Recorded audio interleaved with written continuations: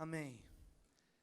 Meus queridos, hoje não é um dia fácil, como não tem sido desde a partida do nosso irmão pastor Raimundo. Mas a gente tem que seguir a vida. Então, já estou justificando, porque se porventura a voz embargar, e com certeza vai embargar em algum momento, mas nós estamos aqui procurando nos recompor e seguir adiante. Mas como nós somos uma família, então nós estamos livres aqui para rir, nós estamos livres para chorar, nós estamos livres para abraçar, para sentir, para se identificar, para consolar e para seguir adiante. Como uma família, eu gostaria que isso fosse desenvolvido em nosso meio com plena liberdade. A liberdade para a gente poder expressar nossos sentimentos.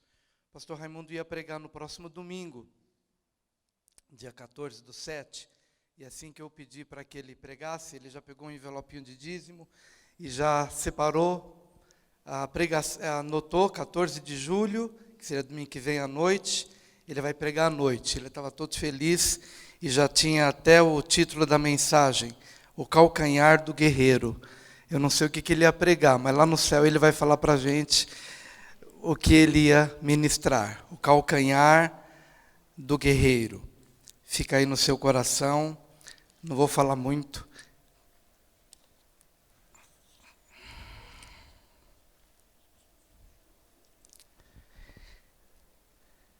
Quero procurar deixar 3 palavras com os irmãos nessa manhã.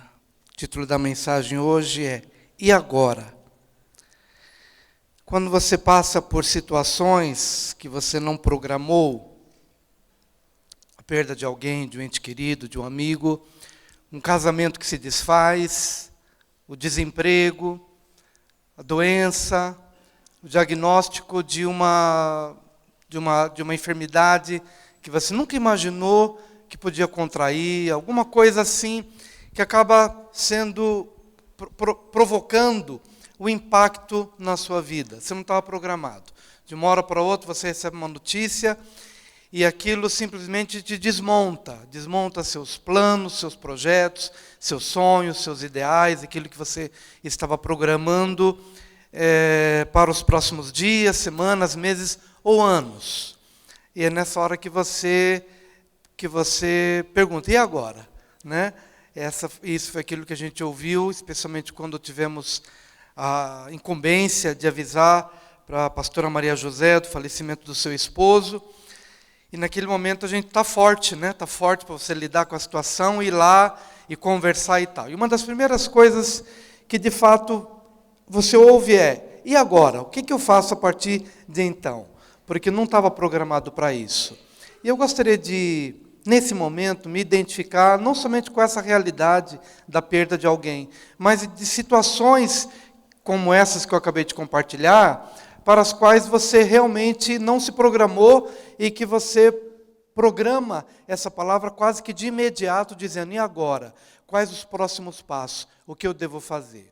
E a Bíblia não nos deixa no escuro em relação a isso. Eu gostaria de trazer 3 palavras apenas em cima de situações não programadas ou de que trouxeram um impacto sobre a nossa vida. Filipenses 3, apenas o versículo 13, a palavra de Deus nos diz assim. Filipenses 3, versículo 13. Irmãos, quanto a mim, não julgo que o haja alcançado, mas uma coisa faço, e é que, esquecendo-me das coisas que atrás ficam e avançando para as que estão adiante, prossigo para o alvo, pelo prêmio da vocação celestial de Deus em Cristo Jesus.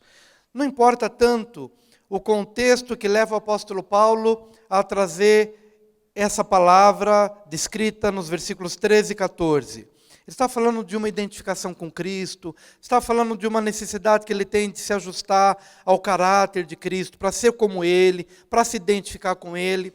No entanto, mesmo que o propósito meu e seu sejam diferentes desses descritos pelo apóstolo Paulo, mesmo que aquilo que nos impele a atingir alguma coisa seja diferente daquilo que ele tem em sua mente ao escrever isso, de qualquer forma, quando nós precisamos nos refazer, nos remontar e nos reprogramar, nós precisamos ter a disciplina de esquecer o que precisa ser esquecido.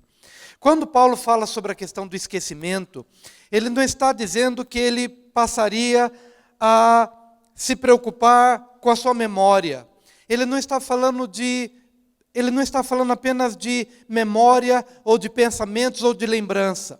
Ele está falando de memória, de pensamentos ou de lembrança, quando isso tem uma implicação direta na saúde da sua alma. Então, quando você percebe que a sua alma se enfraqueceu, ou adoeceu, ou ela entrou numa caverna existencial, ou quando ela perdeu a esperança, quando algum evento, por impactante que seja, tem essa capacidade de provocar um hematoma na sua alma. E é importante, quando você leva um murro ou sofre um acidente, você aparece com o olho inchado, você aparece com um hematoma no seu braço, no seu corpo, em alguma parte do seu corpo. Mas a alma é assim também. Quando você recebe alguma coisa que vem com um impacto profundo, a sua alma fica doente, a sua alma fica machucada, há um hematoma emocional. E é por isso que quando você toca em alguma coisa, ou quando você lembra de alguma coisa, você parece que mergulha num poço de tristeza profundo. E isso, de certa forma, quando se trata de um luto, quando se trata de uma separação, ou de uma notícia ruim, é muito normal que a nossa alma se aflija ou se entristeça. E não é pecado chorar, não é pecado se entristecer, não é pecado você, de alguma forma, sentir os efeitos da notícia, da perda, de uma tragédia, de uma separação, porque nós temos alma mesmo, nós sentimos, nós nos alegramos, nós choramos. E isto faz parte da nossa vida. Mas é importante que a gente comece a pedir ao Senhor, Deus, que isto seja uma passagem na minha vida. E que essa tristeza possa ter o seu efeito, porque na tristeza do rosto se faz melhor o coração, na tristeza do rosto você se torna mais sensível, na tristeza do rosto você fica menos apegado, na tristeza do rosto você se reconcilia com as pessoas, na tristeza do rosto você dá valor àquilo que é o mais importante. Então, a tristeza ou o vale, ele tem um propósito em nossa vida. Mas esse propósito, uma vez que ele é cumprido, e que ele é assentado, e que ele é estabelecido, Deus quer nos ajudar a sair do nosso luto. E é isso que Ele vai fazer na minha vida, e é isso que Ele vai fazer na sua vida. Seja qual for a situação pela qual você esteja passando, ou tenha passado, é importante que você compreenda isso que o apóstolo Paulo está dizendo, sobre a necessidade de esquecer. Você não vai esquecer o amigo, mas você vai pedir que o Senhor traga a cura daquela dor profunda que você tem sentido. Você não vai esquecer dos dias bons que o seu casamento trouxe, mas se eventualmente houve uma ruptura que fugiu ao seu alcance e você hoje se vê nessa situação, Senhor, ajuda-me a ter as boas lembranças, mas apaga este sentimento de frustração da minha alma. Senhor, ajuda-me a esquecer esse trauma, ajuda-me a recompor a minha vida para que eu siga adiante. Por que eu digo isso, querido? Porque o luto, ele tem uma função importante em nossa vida. Mas esse luto precisa acabar um dia. Mas essa tristeza precisa ser superada um dia. Você pode, de novo, se assentar, tocar naqueles assuntos, lembrar-se, mas sem que aquilo traga dor na sua alma. Eu creio que Paulo, quando ele fala esquecendo-me das coisas que para trás ficam, muito mais de uma questão de memória, ele está falando de uma questão de alma. Ou seja, aquilo que veio contra mim quando eu abracei a Jesus, perseguição, e todas as palavras, tudo o que foi de injustiça contra mim, porque eu me apeguei a Cristo e que trouxe dor para a minha alma e frustração para a minha alma, eu aprendi a colocar na cruz do Calvário e não olhar para o meu passado com mágoa, não olhar para o meu passado como uma doença, não olhar para o meu passado como algo que constantemente está levantando os meus agressores, os meus violentadores, os que provocaram injustiça contra mim, não. Esquecendo-me das coisas que para trás ficam. Muito mais do que uma questão de memória, é uma questão de alma. Livrar a alma, tirar a alma das lembranças que te levem para o buraco, que te levem para a caverna, que te levem para a depressão, que te levem para a solidão. Esquecer é preciso. O nome de Manassés, de José, quando deu, não foi ele quem deu a luz, foi a esposa quem deu a luz, mas quando ele teve filho, Manassés e Efraim, Manassés significa esquecer. Porque Deus me fez esquecer de todos os meus trabalhos e de toda a casa do meu pai. Quando ele falou isso, ele estava se reportando ao quê? As feridas. Os irmãos o traíram, os irmãos o jogaram na cova. Por causa dos irmãos, ele foi vendido como escravo. Por causa dos irmãos, ele perdeu a ausência do pai, o convívio com o pai, no mínimo por 13 anos, e depois um pouco mais, 20 anos praticamente longe do pai. Ferida, solidão, saudade, hematomas da alma. E então quando ele casa e tem o filho Manassés, ele dá o nome de esquecimento. Por quê? Deus me fez esquecer. Não tirou da memória, mas curou a alma. Eu queria que você dissesse para o seu vizinho, o Espírito Santo está aqui para curar a sua alma.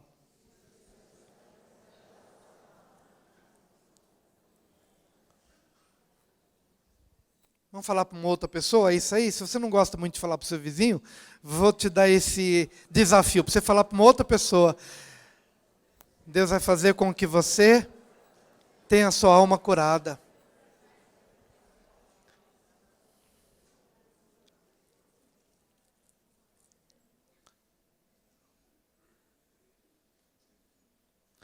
Meu amado, isso é muito mais profundo do que eu posso imaginar ou você possa imaginar. Eu quero dizer que se você hoje se libertar do seu passado, eu quero dizer que se você hoje guardar aquilo que é bom, e as boas lembranças, as boas memórias, e naquilo que alguém pecou, ou você pecou contra alguém, que você consiga uma cura em Deus, de tal maneira que você se sinta absolvido, e de tal maneira que você possa também absolver aquele que te privou de algum benefício. Para quê? Para que você tenha a capacidade de fazer com o apóstolo Paulo. Eu não consigo avançar se eu primeiro não resolvo o meu passado. Ele está dizendo, esquecendo-me das coisas que para trás ficam, prossigo, avanço para as que estão adiante de mim. Eu queria dizer que tem muita coisa diante de você. Tem muita coisa diante de mim. Mas às vezes eu não consigo desfrutar, porque eu só tenho olhos para aquilo que ficou para trás de mim. Para o meu passado. Para o que eu errei, ou para o que alguém errou contra mim. Eu preciso de uma cura nesse sentido. Você talvez necessite de uma cura nesse sentido. Esquecer. Esquecer é importante. A segunda palavra que eu quero deixar com você se encontra no Salmo 133.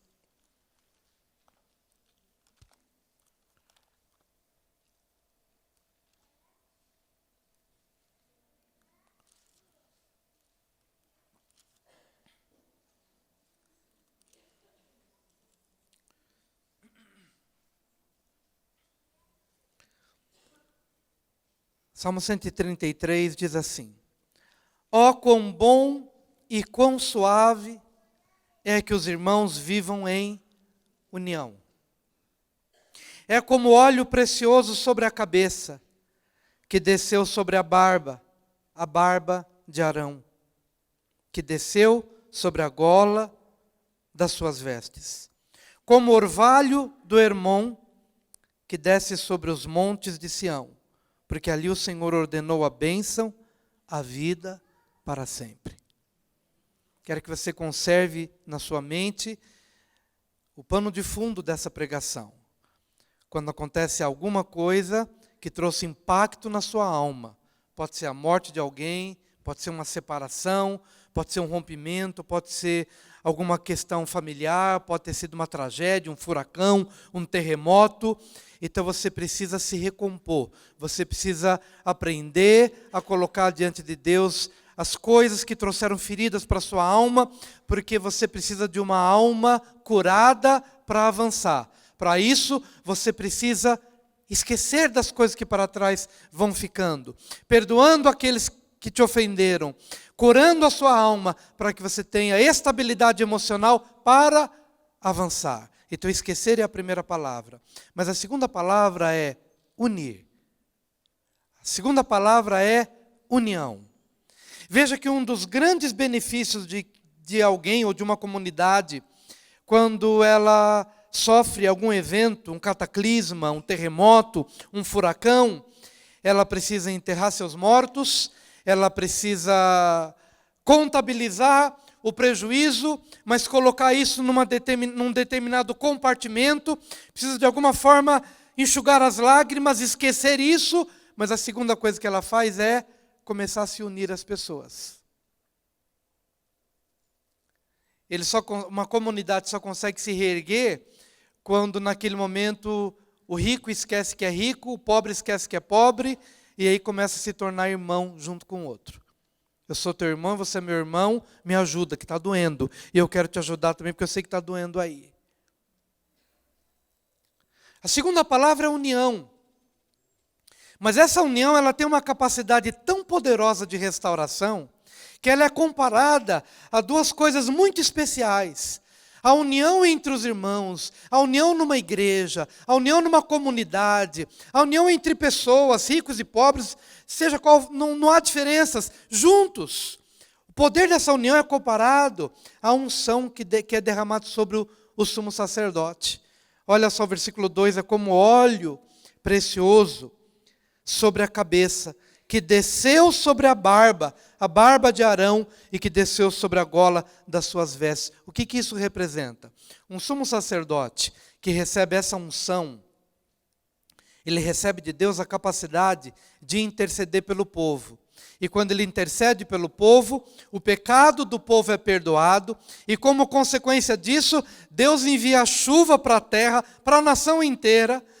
E uma terra abençoada, ela vai dar o trigo, ela vai dar o café, ela vai dar o alimento, ela vai dar o fruto, vai dar a figueira, vai dar a videira.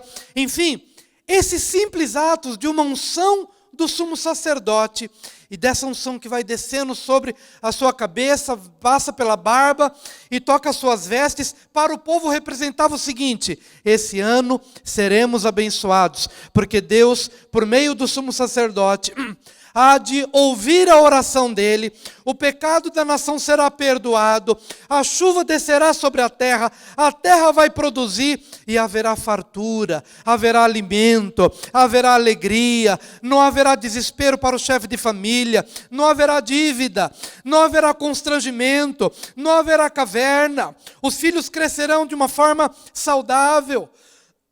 Esse simples ato da unção que desce sobre o sumo sacerdote representava vida, estabilidade e paz. Pois bem, hoje nós não temos um sumo sacerdote, a não ser Jesus, mas ele está dizendo que a união entre os irmãos tem esse poder. Isso quer dizer o seguinte, que quando eu quero me recompor, eu preciso pedir a Deus que Ele cure a minha alma, para que eu possa esquecer, e para que esse hematoma possa ser curado, e minha alma possa ser restaurada. Mas, em segundo lugar, eu preciso ter um compromisso de me reconciliar com o outro. Eu preciso ter o compromisso de perdoar o outro. Eu preciso ter o compromisso de vencer as diferenças. Eu preciso ter o compromisso de me unir, porque na união, esse poder de unção que restaura uma nação inteira, que faz a chuva descer, que faz o fruto subir, faz com que as mesas sejam abençoadas. É esse poder que acontece quando eu perdoo meu irmão, esse poder que acontece quando eu o abraço, esse é o poder que se manifesta quando eu me lembro, olha, eu acho que eu tenho uma diferença com essa pessoa, nessa semana eu vou sentar com ele e vou acertar, e na hora que eu acertar, parece que é como se fosse liberado um rio de perdão e de cura. E aí seremos mais fortes.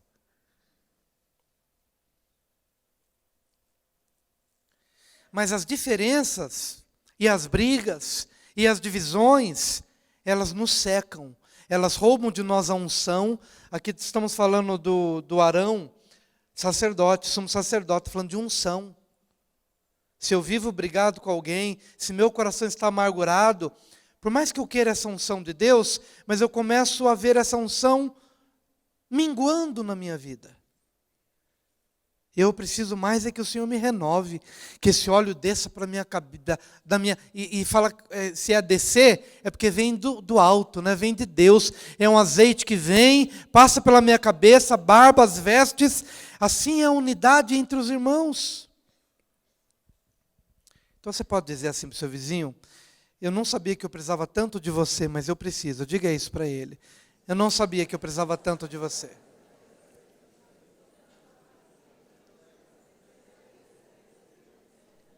Não sabia que eu precisava tanto de você.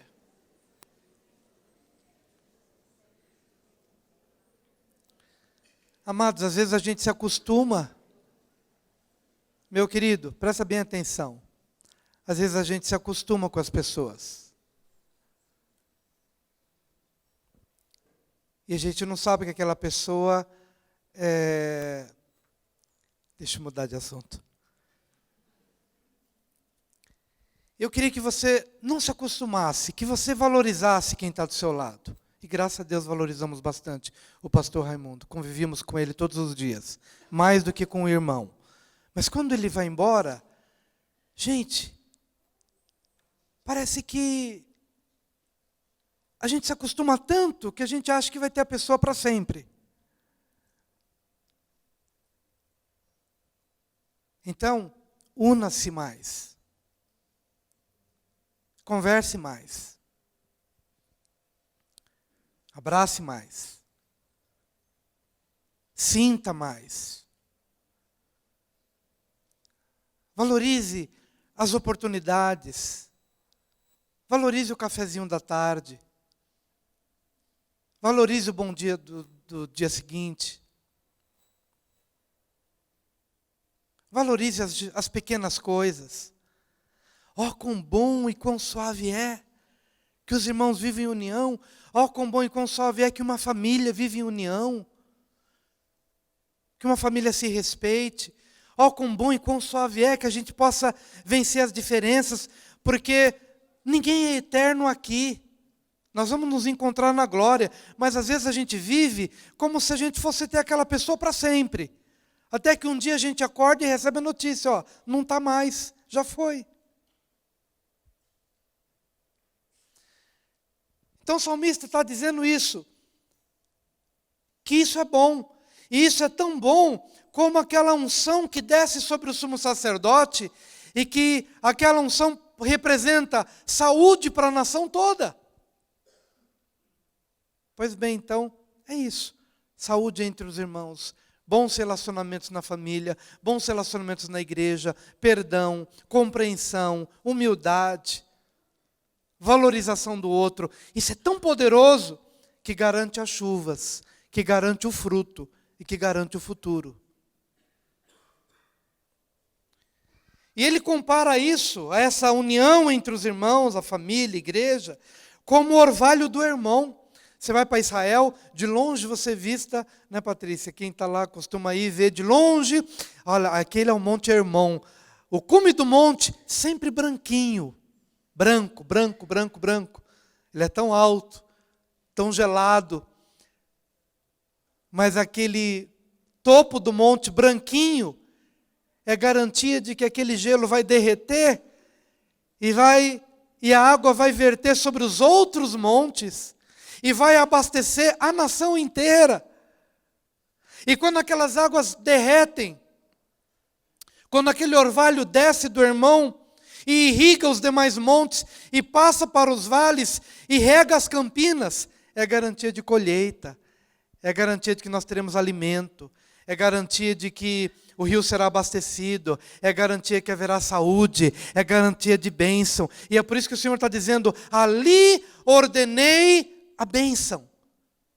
A unidade entre os irmãos é como esse topo do monte, cheio do orvalho,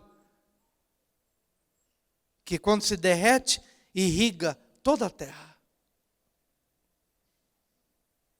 Então, meu querido, quando você liga para alguém, você diz, preciso conversar com você porque eu preciso te pedir perdão. Eu queria sentar com você, eu queria comer com você. Sabe o que você está promovendo? O derramar das águas, que vem para irrigar a sua família, e vem para irrigar o seu presente, e vem para trazer o fruto futuro de que você e seus filhos necessitarão. Ó quão bom e quão suave é que os irmãos vivem em união. Se você tem a oportunidade de fazer isso, faça isso. E você vai ver esse topo do Monte Hermon se derretendo para trazer água e abastecer tudo que lhe diz respeito. E trazer o futuro, e trazer o fruto de que você necessita. Então você precisa você precisa esquecer, você precisa unir ou unir-se a alguém, restaurar o que precisa, para que ali o Senhor possa ordenar a bênção e a vida para sempre. Mas a última palavra está aqui em Juízes 7, 13 e 14.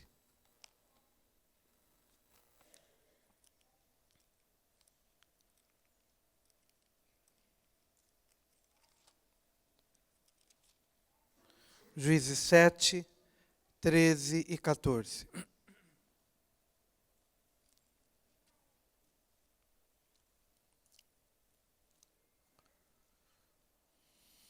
Juízes 7, 13 e 14. No momento em que Gideão chegou, um homem estava contando ao seu companheiro um sonho e dizia, eu tive um sonho. Eis que um pão de cevada vinha rolando sobre o arraial dos midianitas. E chegando a uma tenda, bateu nela, de sorte a fazê-la cair, e a virou de cima para baixo, e ela ficou estendida por terra. Ao que respondeu o seu companheiro, dizendo, isso não é outra coisa, senão a espada de Gideão, filho de Joás, varão israelita. Na sua mão Deus entregou Midian e todo este arraial. A primeira palavra é esquecer. A segunda palavra é unir. E a terceira palavra é restituir. Nós estamos aqui diante de uma passagem que fala que por 7 anos os midianitas roubaram o pão do povo de Israel. Por 7 anos, Israel sofreu a escassez de pão, de alimento, de provisão, porque os midianitas, inimigos mortais de Israel, naquela época, invadiram as terras de Israel e roubaram o alimento, a agricultura, o produto da agricultura, de tal maneira que Israel ficou oprimido, faminto, e se enfraqueceu extremamente. A injustiça se acampou ali nos limites de Israel por 7 anos. E aí Deus então levantou Gideão. Gideão era o menor dos menores. Mas Deus o levantou para que aquela injustiça pudesse ser reparada. E a justiça pudesse ser novamente estabelecida a favor do povo. Mas Gideão estava na dúvida, será que Deus está me usando mesmo ou não? E aí Deus disse, você tem dúvida? Vai lá no arraial dos midianitas. Midianitas haviam se juntado a outros povos, de maneira que o número dos inimigos de Israel era extremamente grande. eles eram como gafanhotos no deserto, era uma coisa estrondosa. E Gideão tinha a favor dele apenas 300 homens. Era 300 homens contra milhares e milhares e milhares e milhares. Por isso que Gideão duvidou, será que Deus está me usando mesmo? Mas quando Deus disse, vai lá então, se você está duvidando, vai ver o que os midianitas estão falando a teu respeito.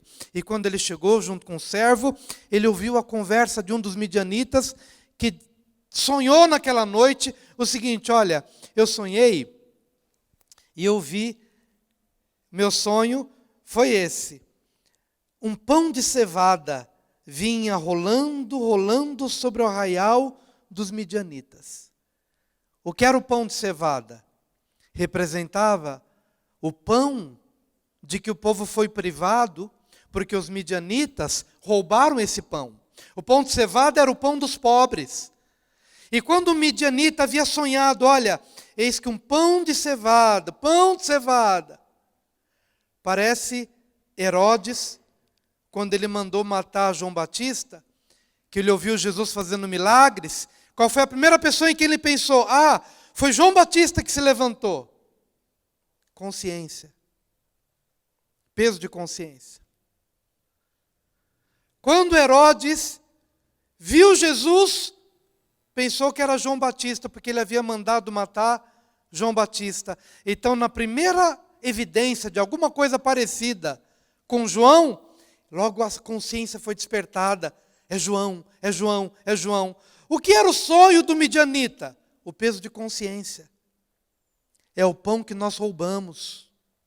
É o pão de que privamos o povo de Israel porque nós invadimos as suas terras. Porque nós comemos do que não era nosso direito, mas nós invadimos, nós roubamos, nós nos apropriamos do que não era nosso.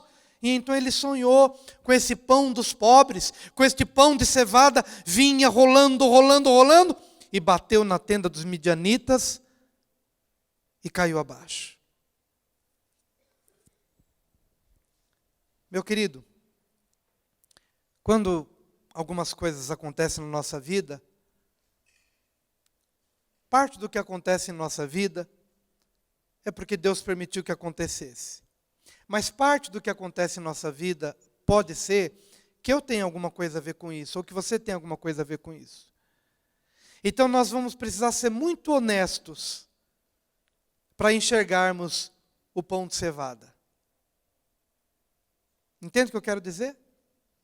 O pão de cevada é, para o midianita, olha, não tem jeito. Nós achamos que nós íamos prosperar e que essa terra seria nossa e que íamos conquistar, mas não, Deus é justo.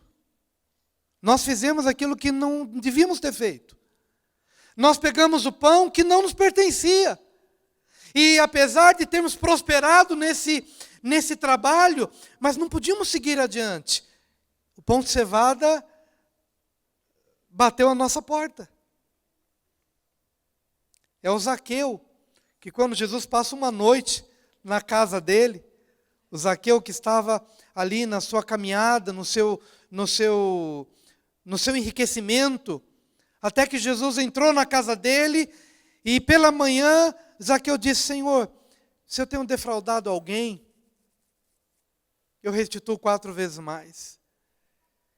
E eis que eu dou aos pobres metade dos meus bens. O que é isso? É porque naquela noite, a consciência do pão de cevada que Zaqueu havia tomado e que não lhe pertencia, que era de outra pessoa, veio na consciência e ele pensou, vou restituir. Simplificando, o que eu quero dizer é que se a nossa reflexão não nos apontar para questões materiais, talvez possa apontar para questões relacionais. Vou restituir o tempo que eu não dei. Vou restituir as orações que não fiz. Vou restituir o carinho, a gentileza de que privei o outro.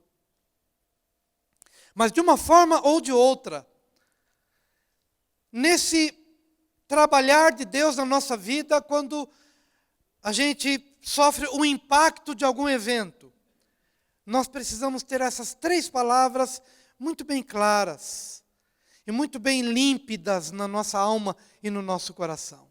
Saber esquecer, buscando cura em Deus. Qual foi a segunda palavra? Unir. Ó, quão bom e quão suave é que os irmãos vivam em união. E nesse terceiro momento, restituir. Deus estava usando agora Gideão como um juízo de Deus sobre os midianitas, para cessar aquela ação ilícita, a fim de que fosse restituído ao povo de Israel a dignidade de que ele tinha sido roubado por 7 anos. Isso pode nos consolar ou isso pode nos advertir. Nos consola quando nós de alguma forma fomos prejudicados. E Deus é justo para fazer com que essa restituição venha. E essa restituição virá a você.